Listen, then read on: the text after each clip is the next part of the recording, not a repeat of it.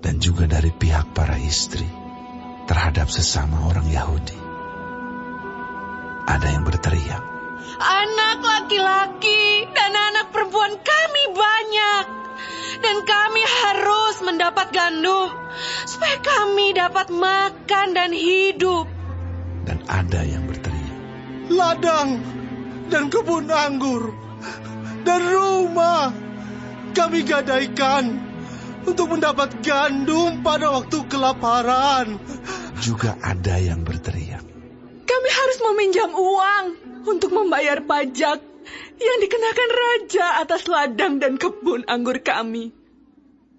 Sekarang, walaupun kami ini sedarah sedaging dengan saudara-saudara sebangsa kami, dan anak-anak kami sama dengan anak-anak mereka, namun kami terpaksa membiarkan anak-anak lelaki dan anak-anak perempuan kami menjadi budak.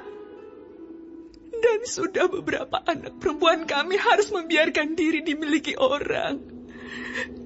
Kami tidak dapat berbuat apa-apa, karena ladang dan kebun anggur kami sudah di tangan orang lain." Maka sangat marahlah aku ketika ku dengar keluhan mereka dan berita-berita itu.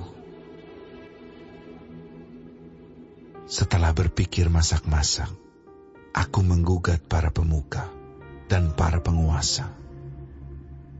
Kataku kepada mereka, "Masing-masing kamu telah makan riba dari saudara-saudaramu." Lalu kuadakan terhadap mereka suatu sidang jemaah yang besar. Berkatalah aku kepada mereka, "Kami selalu berusaha sedapat-dapatnya untuk menebus sesama orang Yahudi yang dijual kepada bangsa-bangsa lain. Tetapi kamu ini justru menjual saudara-saudaramu supaya mereka dibeli lagi oleh kami." Mereka berdiam diri karena tidak dapat membantah. Kataku, "Tidaklah patut apa yang kamu lakukan itu. Bukankah kamu harus berlaku dengan takut akan Allah kita untuk menghindarkan diri dari cercaan bangsa-bangsa lain, musuh-musuh kita? Juga aku dan saudara-saudaraku dan anak buahku telah membungakan uang dan gandum pada mereka. Biarlah kita hapuskan hutang mereka itu. Biarlah kamu kembalikan kepada mereka hari ini juga ladang mereka, kebun anggur, kebun zaitun, dan rumah mereka. Pula hapuskanlah hutang mereka, yakni uang serta gandum, anggur, dan minyak yang kamu tagih daripada mereka." berkatalah mereka, "Itu akan kami kembalikan, dan kami tidak akan menuntut apa-apa dari mereka. Kami akan lakukan tepat seperti yang engkau perintahkan." Lalu aku memanggil para imam dan menyuruh mereka bersumpah bahwa mereka akan menepati janji mereka. Juga aku kebas lipatan bajuku sambil berkata, "Demikianlah setiap orang yang tidak menepati janji ini akan dikebas Allah dari rumahnya dan hasil jerih payahnya. Demikianlah ia dikebas dan menjadi hampa." Dan seluruh jemaah berkata, Amin. Lalu memuji-muji Tuhan. Maka rakyat berbuat sesuai dengan janji itu. Pula sejak aku diangkat sebagai bupati di tanah Yehuda, yakni dari tahun ke-20 sampai tahun ke-32 pemerintahan Artahsasta, jadi 12 tahun lamanya aku dan saudara-saudaraku tidak pernah mengambil pembagian yang menjadi hak bupati. Tetapi para bupati yang sebelumnya, yang mendahului aku, sangat memberatkan beban rakyat. Bupati-bupati itu mengambil dari mereka 40 shikal perak sehari untuk bahan makanan dan anggur. Bahkan anak buah mereka merajalela atas rakyat. Tetapi aku tidak berbuat demikian karena takut akan Allah. Aku pun memulai pekerjaan tembok itu, walaupun aku tidak memperoleh ladang.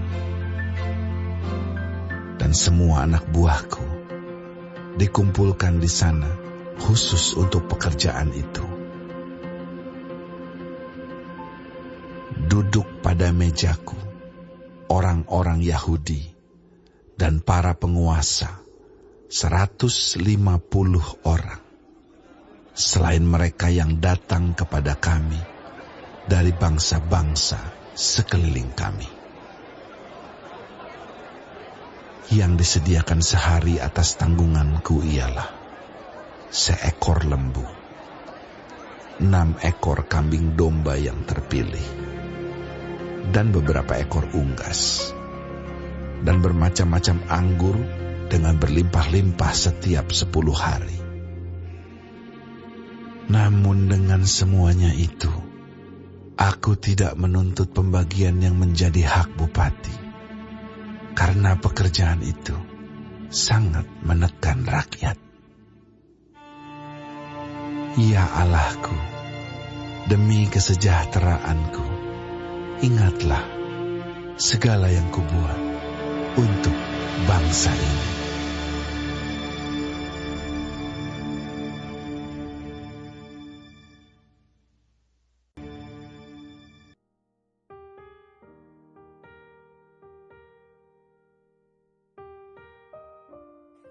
Shalom semua jemaat Tuhan, kembali kita di dalam pendalaman Alkitab Clear Sight.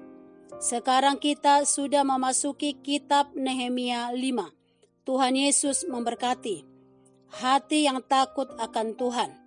Di dalam pasal 5 ini, tantangan yang dihadapi bangsa Israel bukan lagi datang dari luar, tetapi dari dalam diri mereka sendiri. Kadang serangan dari luar memang berat, tetapi masalah dari dalam seringkali lebih menyakitkan. Pasal ini mengajarkan tentang keadilan, kasih kepada sesama, dan hidup yang takut akan Tuhan. Yang pertama di ayat 1-5, jeritan orang-orang miskin. Pada waktu pembangunan tembok berlangsung, banyak orang Yahudi mengalami kesulitan ekonomi. Ada yang kekurangan makanan, harus menggadaikan ladang, menjual kebun anggur, bahkan ada yang harus menjual anak-anak mereka menjadi budak demi bertahan hidup.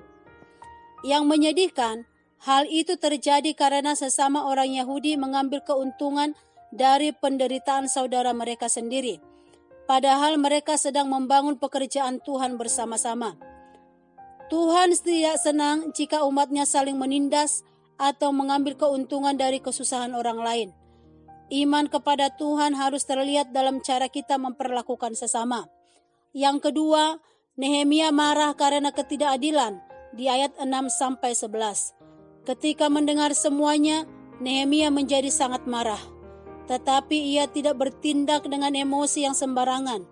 Ia memikirkan semuanya baik-baik, lalu menegur para pemimpin dan orang-orang kaya yang memeras saudara mereka sendiri.